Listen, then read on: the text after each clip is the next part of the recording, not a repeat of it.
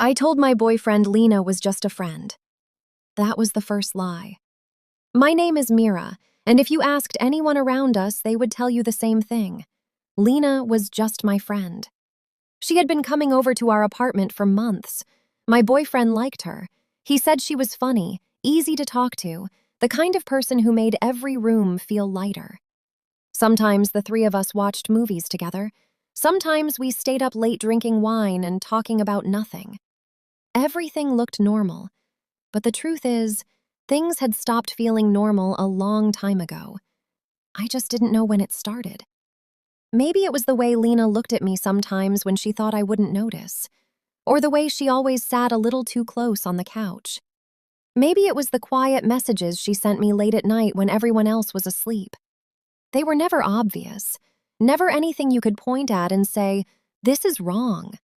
But they always made my heart beat faster. One night, after my boyfriend had fallen asleep early, I was sitting in the living room scrolling through my phone when a message appeared on the screen. From Lena. "Are you awake?" I stared at it for a moment before replying. "Yeah, why?" 3 dots appeared, disappeared, then appeared again. Finally, another message came. "Look outside." My stomach dropped. I stood up slowly and walked to the window. At first, I thought she was joking. But then I saw her. She was standing across the street under the yellow glow of a streetlight, hands in the pockets of her jacket, looking up at my apartment. For a second, I couldn't move. I typed quickly. "Lena, what are you doing here?" She answered almost immediately. "I needed to see you." My heart started racing. "You could have texted." A few seconds passed, then, this wasn't something I could say in a message. The rain had just started falling, soft and quiet against the pavement. She didn't move from the streetlight. She just kept looking up. I should have gone back to the couch. I should have told her to go home. Instead, I grabbed my jacket. The hallway outside our bedroom was dark. I paused at the door for a moment, listening. My boyfriend was still asleep. I slipped out of the apartment as quietly as I could and walked down the stairs. When I stepped outside, the cold air hit my face immediately. Lena smiled when she saw me walking toward her. "You actually came," she said. "You're standing in the rain at midnight," I replied. "Of course I came." She looked relieved, almost nervous. For a moment, neither of us spoke. Cars passed on the empty street. The rain grew heavier. Finally, I crossed my arms and asked the question that had been burning in my mind since I saw her message. "Okay, what's going on?" Lena looked at me for a long time before answering. "You ever feel like you're pretending?" she asked quietly. "What do you mean?" "Like your life looks right from the outside, but something inside it doesn't feel honest." The question caught me off guard. I laughed nervously.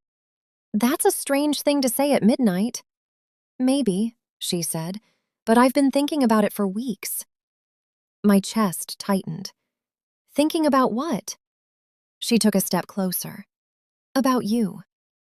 I suddenly became very aware of how close we were standing, close enough that I could hear her breathing over the rain.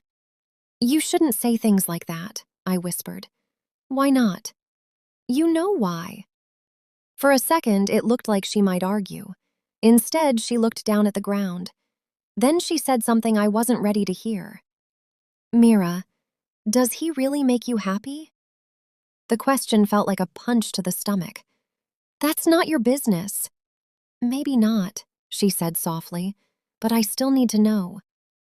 I looked away toward the empty street.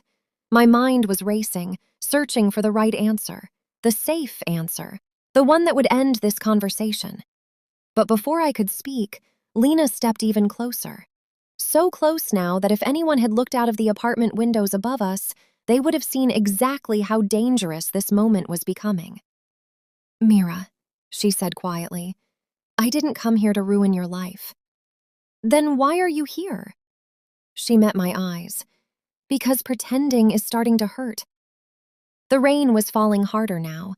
My heart was beating so loud I could barely hear anything else. I realized something terrifying in that moment. This conversation had already crossed a line, and whatever happened next, there was no way to go back to being just friends.